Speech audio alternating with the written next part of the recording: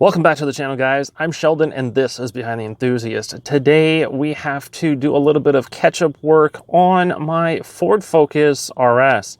Now, the reason being, we are into spring now and winter has taken a toll on the car once again, and I have a few problems which are very apparent because as soon as I turn the car on, the thing is screaming at me. So let's turn on the car and see exactly what I'm talking about.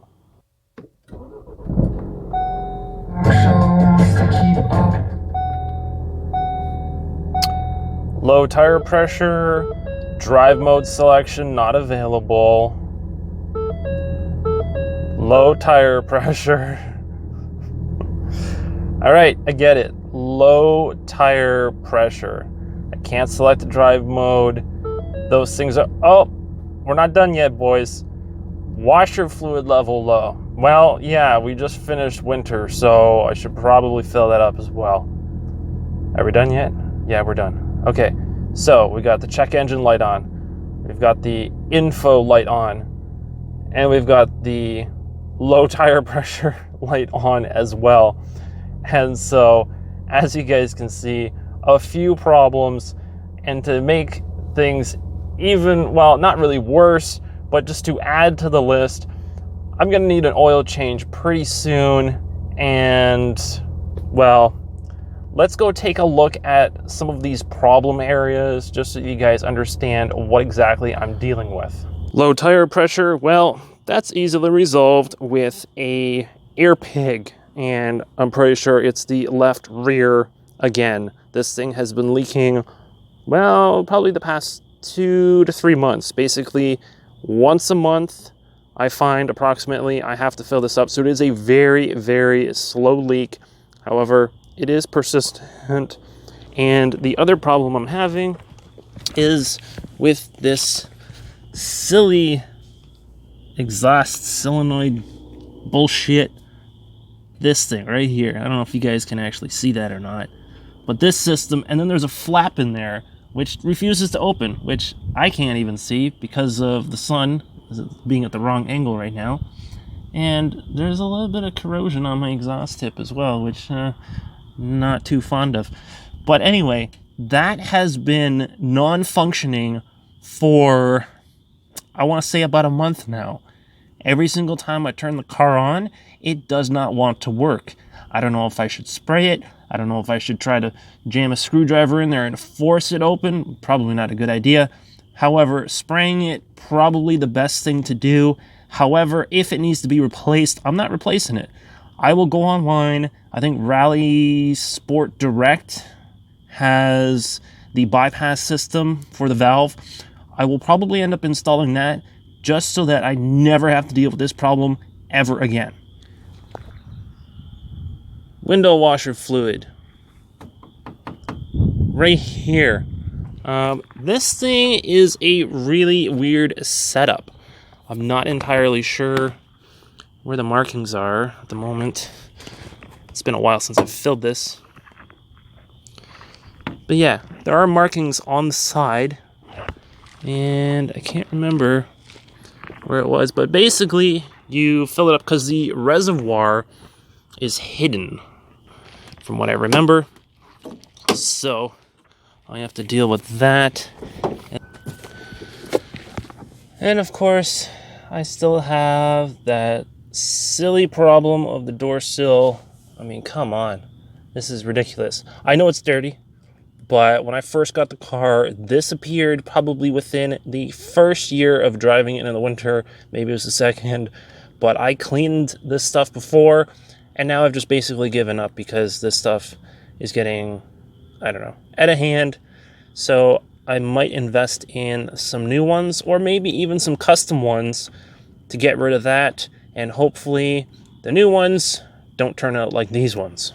And I still have that. That is from the snow brush. I accidentally caught it, I think about 2 years ago now.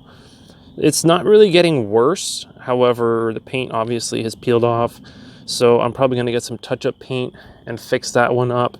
And other than that, I will probably have to bring the car to a detailer to have them professionally clean the car, take all the crap out of the paint, do color correction, all that stuff. So I am prepared to do that. It's just a matter of talking to my buddy. He's going to help me out with this and bringing the car back to the way it should have looked the entire time. It's just kind of slipped away from me just because it's been a daily driver, and unfortunately this is what happens. You know, you daily drive your car, it is going to end up looking like a mess. Well, guys, what did you think of those few problems that I have with the RS? For anyone who owns one, or even a Ford Focus for that matter, or even any car just in general, have you guys experienced any of these issues? Obviously, window washer fluid, that's just a simple fix, not super concerned with that. However, a leaking tire is super, super annoying. And the corrosion and the paint chips and the rust and everything else, even the fenders, they're not looking the greatest either. However, obviously, the biggest annoyance for me anyway is starting up the car and being told that I can't select a drive mode. Anyone with a Ford RS, you turn on the car and it says that you can't really do anything. Now, occasionally, once the car warms up and you've driven it for a little bit, you can turn the car off and turn it back on, and it'll reset and it'll actually work. However, this is not the case for my car at the moment. It is permanently disabled. It does not want to function whatsoever. The thing is completely seized or corroded right over. I have no idea. I'm not entirely sure how to inspect that component on the car, but I will figure it out, and I will let you guys know what I decide to do. Like I said, that bypass from Rally Sport Direct, I think it is, I'm probably going to end up purchasing that just to bypass that whole system because it's super, super annoying. It's not reliable whatsoever.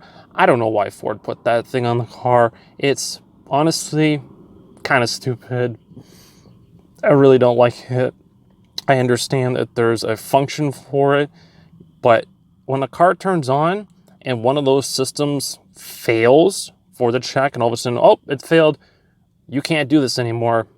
It's kind of silly.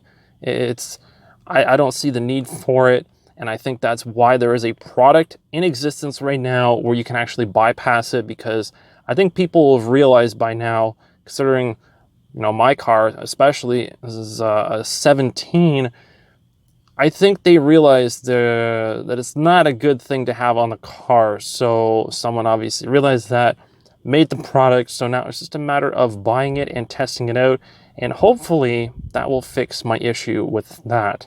Everything else, again, pretty minor. It's just those little things that build up and they just get super, super annoying, and then eventually you just got to get all of it done because the list becomes a little overwhelming.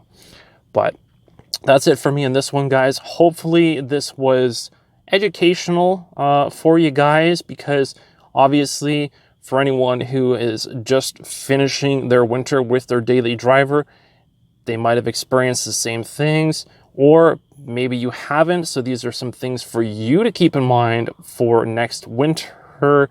And yeah, hopefully this helps you guys out. And if you guys have any recommendations for solutions for that really annoying exhaust valve, leave a comment down below for me. Let me know what you guys have done to fix your issues with your car. And be sure to smash that like button so I know that it's working. And last but not least, subscribe to the channel. Hit the notification bell. Lots of content coming up. More on the RS, more on the bikes, more racing this summer. Tons and tons of stuff coming up, and I hope you guys are enjoying it. So I'm going to catch you guys in the next one, and thanks for watching.